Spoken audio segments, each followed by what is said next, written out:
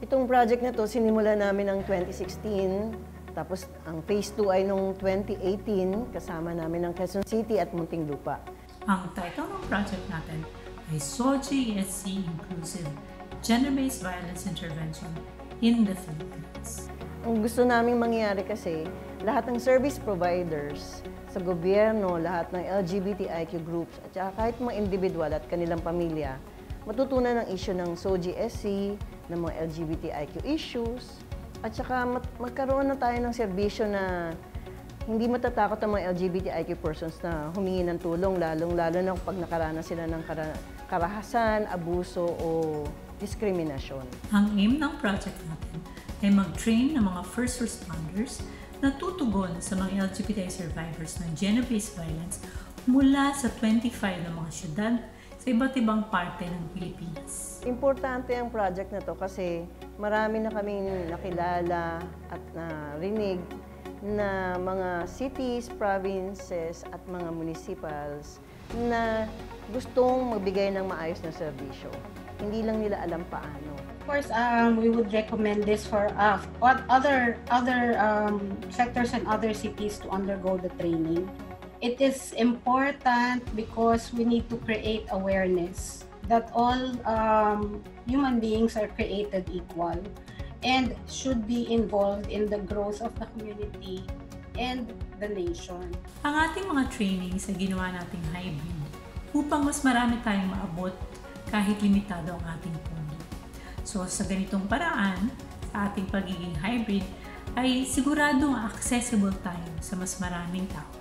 At ang maganda rin kasi dito, every week, magkakaroon talaga ng Zoom or face-to-face na meeting para pag-usapan kung ano nga ba yung natutunan nila for that week.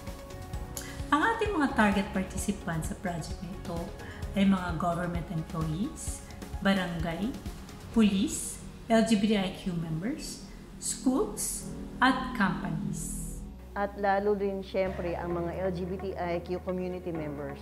So lahat, kahit aktivista ka na, kahit hindi ka pa aktivista, gusto mo mag-organisa, makakatulong to.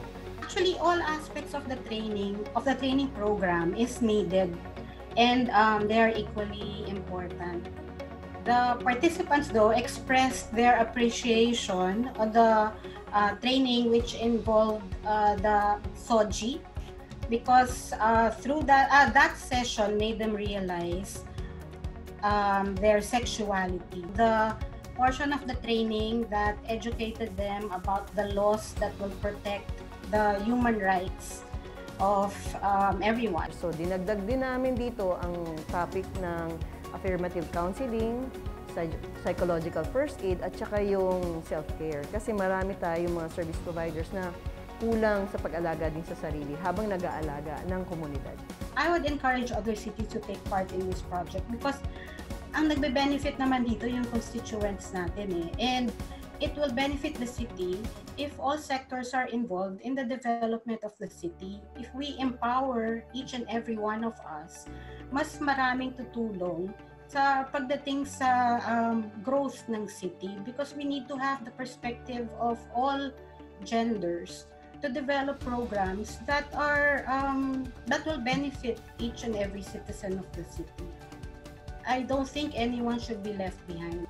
I would like to thank the people behind Engender Rights and Outright for partnering with Quezon City, for choosing our city, for believing in our city. Ako ay umaasa na ang mga tao sa likod ng programang ito ay tuloy-tuloy pa rin makipag-ugnayan sa Lungsod Quezon hanggang sa lahat ng mga barangay dito, yung 142 barangays natin ay masasabi nating gender-sensitive barangays. Napakahalaga na nararamdaman ng taong bayan ang pagmamahal at pagkalinga natin sa kanila, sino man sila at anuman ang orientasyon nila sa buhay. No? And I am grateful for this partnership.